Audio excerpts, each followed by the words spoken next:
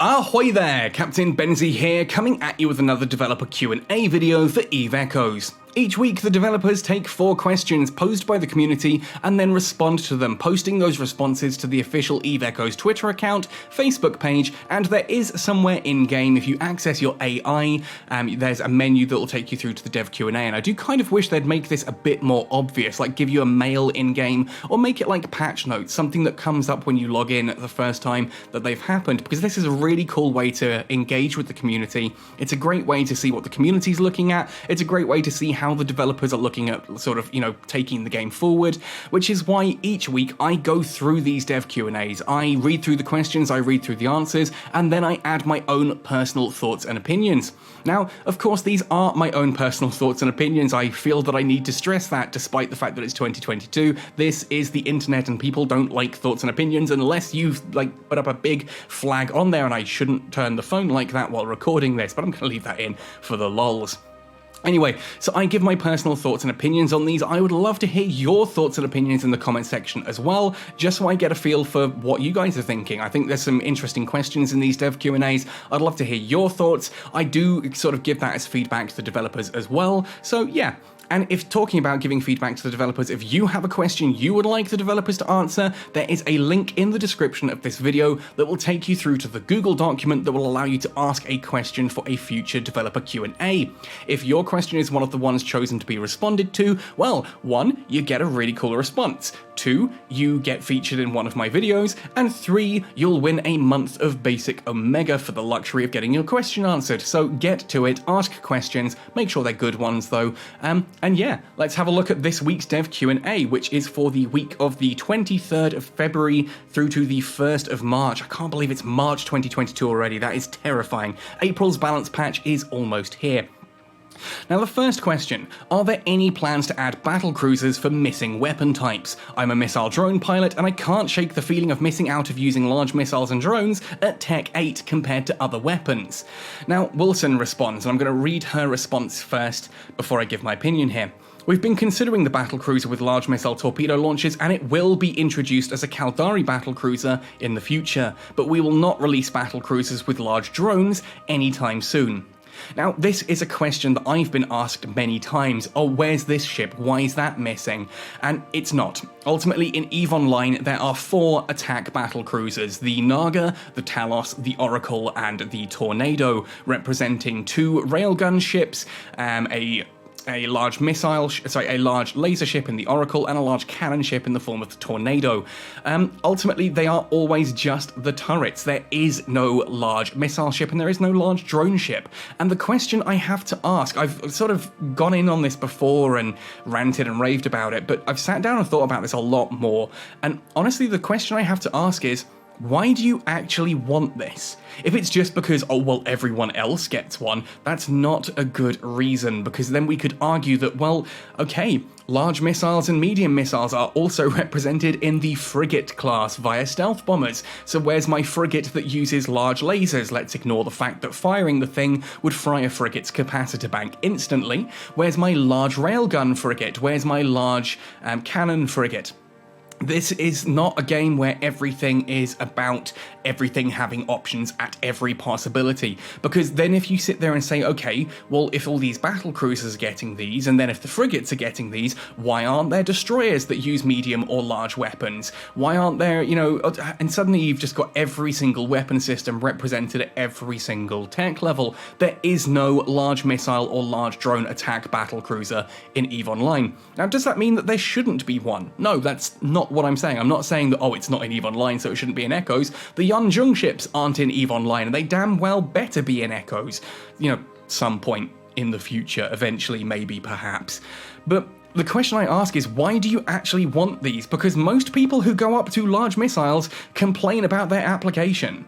Like, large turrets work in this kind of situation because they give you the range, you have ways to, actually apply these to targets, whereas large missiles, you do not. If you have flown a Raven or a Raven Striker, you'll understand what I'm talking about here. Like, If you sit there in something like an Oracle, you can brawl because it's close enough that you can web things and target paint things, and you can deal with the fact that the large turrets have terrible tracking. Or you can go for beam lasers, or strike cannons, or rifled railguns, depending on the ship, and you can sort of snipe with them. I did a video on the Tornado as a sniper, and it hits 200 kilometers.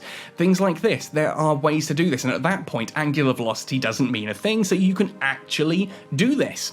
But if you were to sit at 100 and whatever kilometers with large missiles and try shooting them at anything, you'll find that they just don't do any damage. That's how large missiles work on something like this. So the question is, why do you want a large missile battlecruiser? Same with large drones. Large drones, ultimately, I agree with Wilson here that it's a bad idea adding a battlecruiser that uses large drones, because the whole point of drone ships is that they can use all of the sizes below them. So like if you're using a Myrmidon, you can use medium and small drones. There's no need for large drones on a Myrmidon because the application on them, again, is terrible. Particular ships have particular roles, is what I'm also trying to get at here.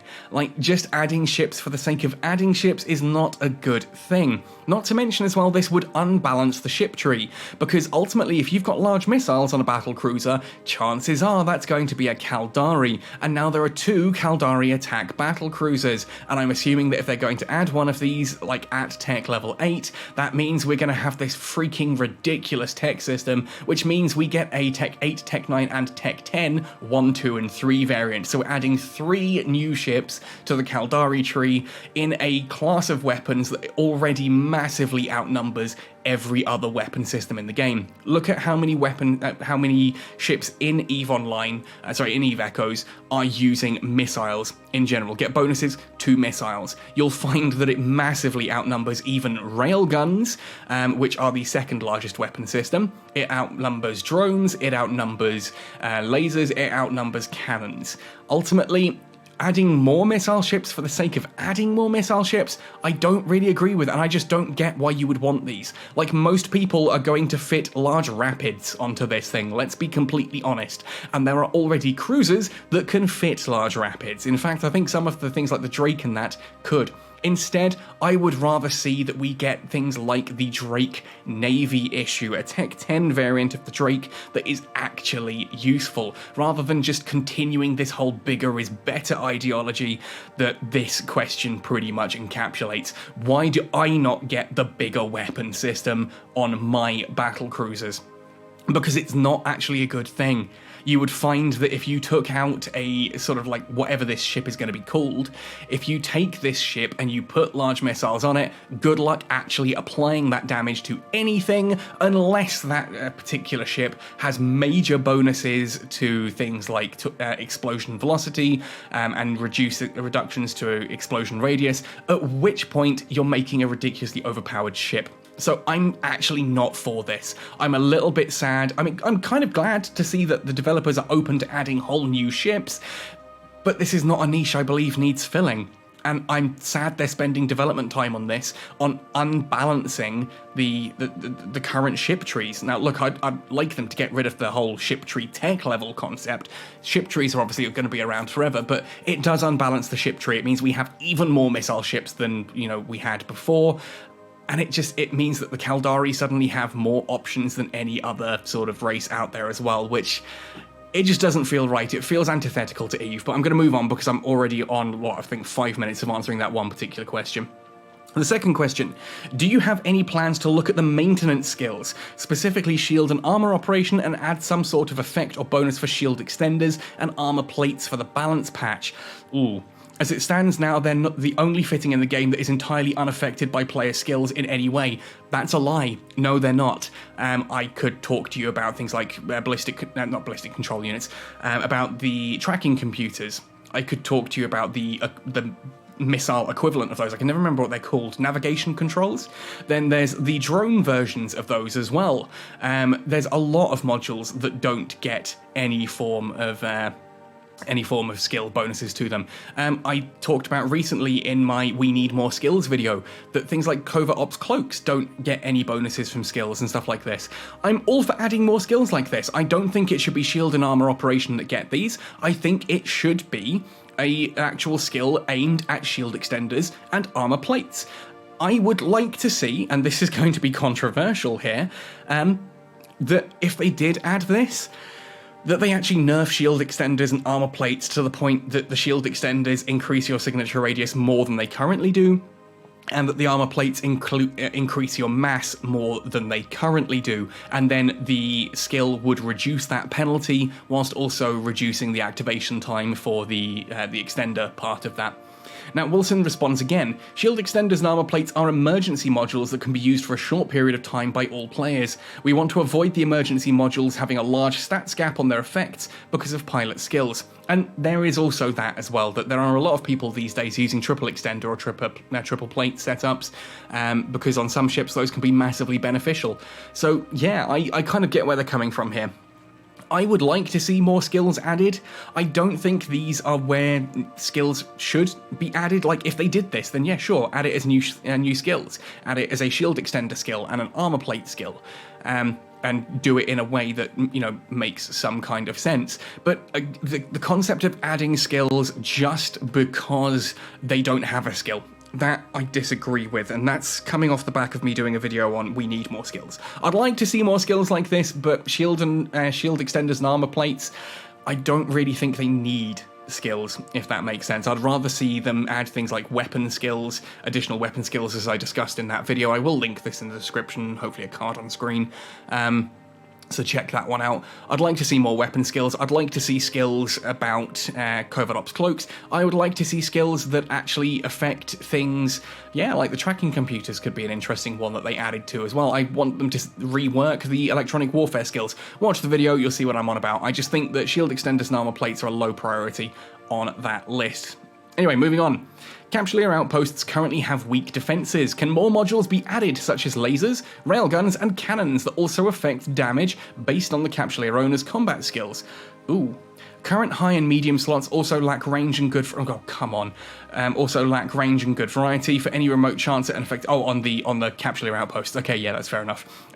For any remote chance at an effective counterattack, will combat effectiveness of player POSs be adjusted in the future?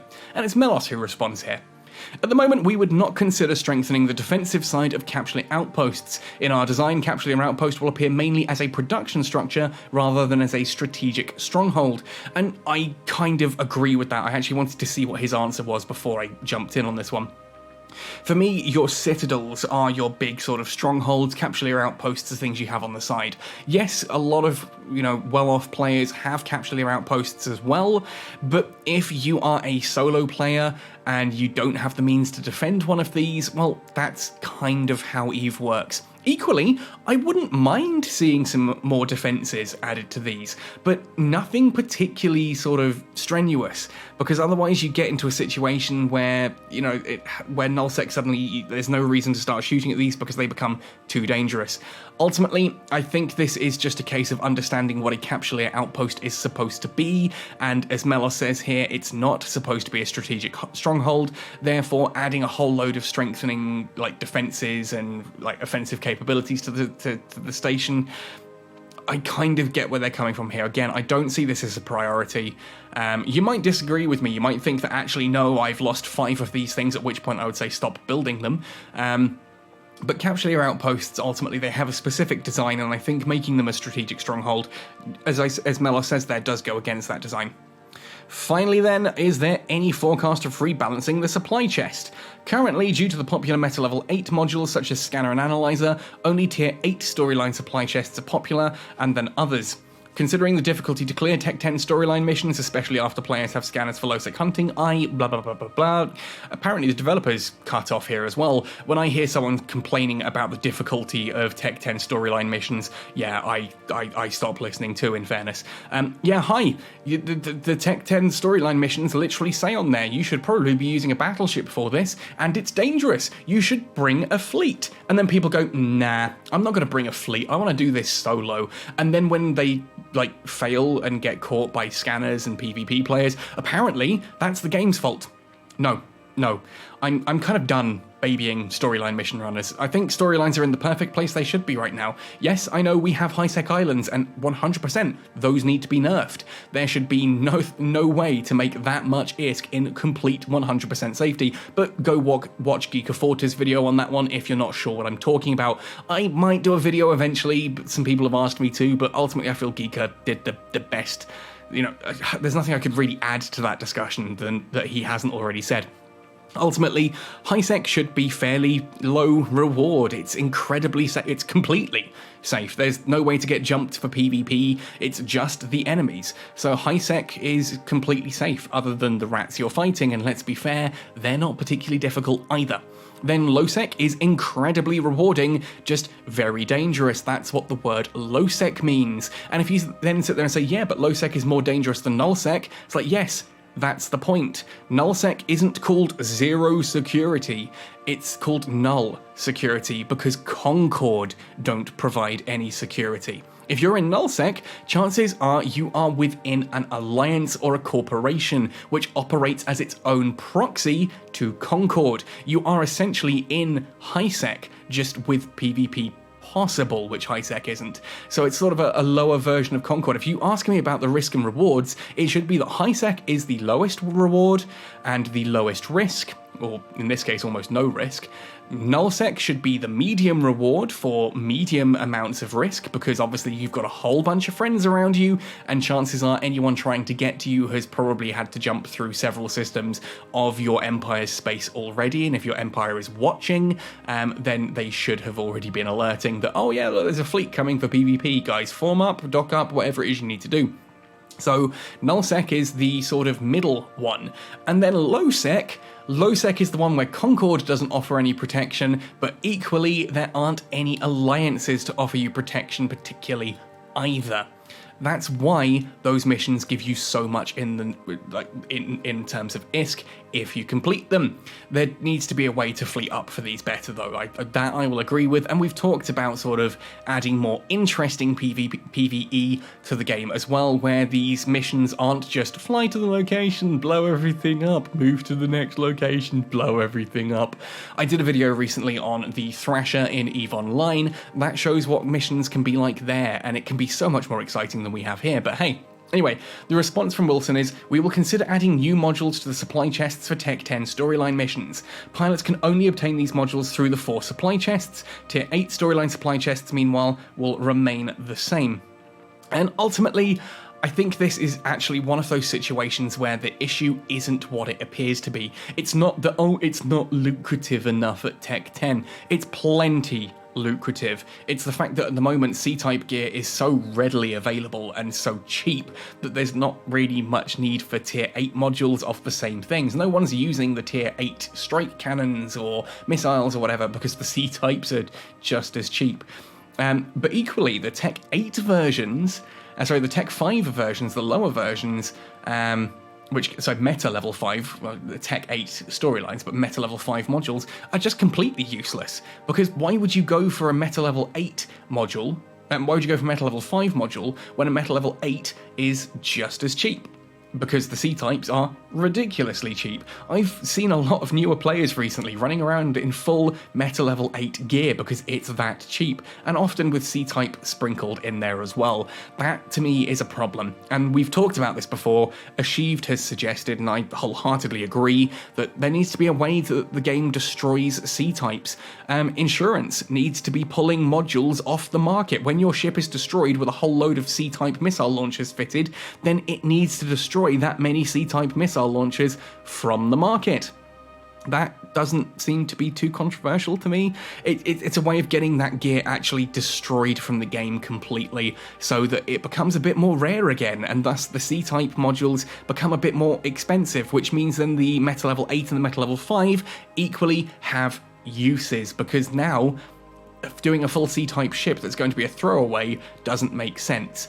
there's a full rebalancing needs to be done on sort of lower level loot, and I hope the developers are listening. We've got the April balance patch coming up in, well, yeah, just over a month now. I'm very excited. A lot hinges on this balance patch. There's a lot of really cool stuff. The developers know that a lot is hinging on this balance patch.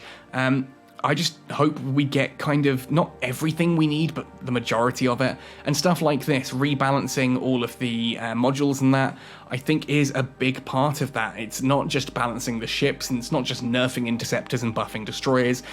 There's a lot of things that need to happen here. Industry needs big changes. The just way loot is done needs big changes as well. And there's lots of ideas going around, and I will probably sit and do a video where I talk about this is how this should be in my opinion, and how to sort of fix these. I did the how to fix industry video, people seem to enjoy that, so maybe I'll do a video on how to fix looting and stuff like this, in my opinion. Anyway, folks, those are my thoughts and opinions on this week's 4 questions. I'd love to hear yours in the comment section down below. If you enjoy these videos, there is a playlist of dev Q&A content that you can go through and see all the other cool stuff coming. And as well, if you want to keep me doing what I'm doing, come support me on Patreon. Details are on the bottom of the screen and in the description. It's a cool way to earn some exclusive merchandise and to really help this channel keep going. Anyway, folks, thanks for watching, happy sailing, and see you in New Eden!